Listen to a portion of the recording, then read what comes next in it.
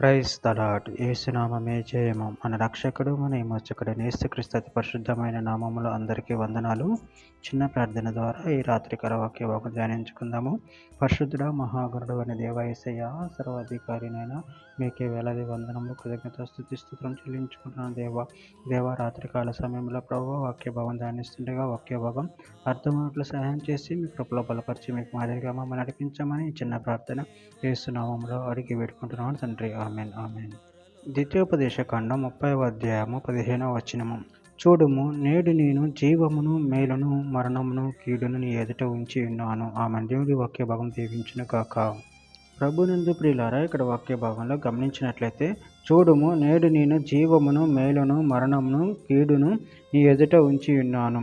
అదేవిధంగా వాక్య భాగంలో గమనించినట్లయితే యోహాను సువార్త 3వ అధ్యాయం 16వ వచనంలో, దేవుడు లోకమును ఎంతో ప్రేమించును కాగా ఆయన తన అద్వితీయ కుమారునిగా పుట్టినవాని యందు విశ్వాసం ఉంచు ప్రతివాడు నశింపక నిత్య జీవం పొందినట్లు ఆయనను అనుగ్రహించెను.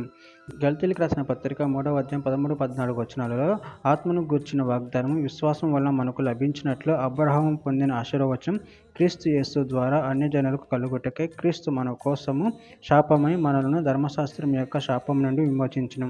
ఇందును గూర్చి మ్రాను మీద వ్రేలాడిన ప్రతి వాడును శాపగ్రస్తుడని రాయబడి ఉన్నది. గలతీయులకు రాసిన పత్రిక 5వ అధ్యాయం 6వ వచనంలో, యేసుక్రీస్తు నందుండు వారికి సున్నతి పొందుట ఎందు ఏమీ లేదు, పొందకపోవట ఎందు ఏమీ లేదు, కానీ ప్రేమ వలన కార్యసాధకమగు విశ్వాసమే ప్రయోజనకరమగును. యోహాను రాసిన మొదటి పత్రిక 3వ అధ్యాయం 23-24 వచనంలో, ఆయన ఆజ్ఞను గైకొనువాడు ఆయన యందు నిలిచి ఉండును, ఆయన వాని యందు నిలిచి ఉండును, ఆయన మన యందు నిలిచి ఉన్నాడని ఆయన మనకు అనుగ్రహించిన ఆత్మ మూలంగా తెలుసుకొనుచున్నాము. యోహాను రాసిన మొదటి పత్రిక 5వ అధ్యాయం 11-12 వచనం, దేవుని కుమారుని అంగీకరించాడు జీవము గలవాడు, దేవుని కుమారుని అంగీకరింపని వాడు జీవము లేనివాడే.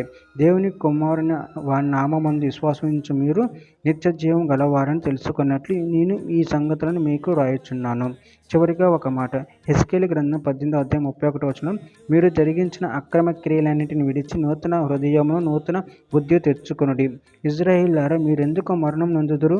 ఇదే ప్రభువుకు యెహోవా వాక్కు. ఆమేన్. దేవుడి వాక్య భాగం దీవించునుగాక. చిన్న ప్రార్థన చేసుకుందాము.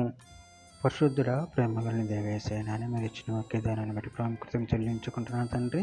ఆయన మీ యందు మేము నిలిచి ఉండేవారంగా నీ నామమును అంగీకరించి నిన్ను మహింపరిచేవారు ఉండే శక్తిని, బలాన్ని మాకు అనుగ్రహించండి. మీ కృపలో మమ్మల్ని బలపరచండి, స్థిరపరచండి, మీకు మాదిరిగా మమ్మల్ని నడిపించండి. మీ చిత్తాన్ని మా జీవితంలో జరిగించమని చిన్న ప్రార్థన యేసు నామములో అడిగి పెట్టుకుంటున్నాను తండ్రి. ఆమేన్.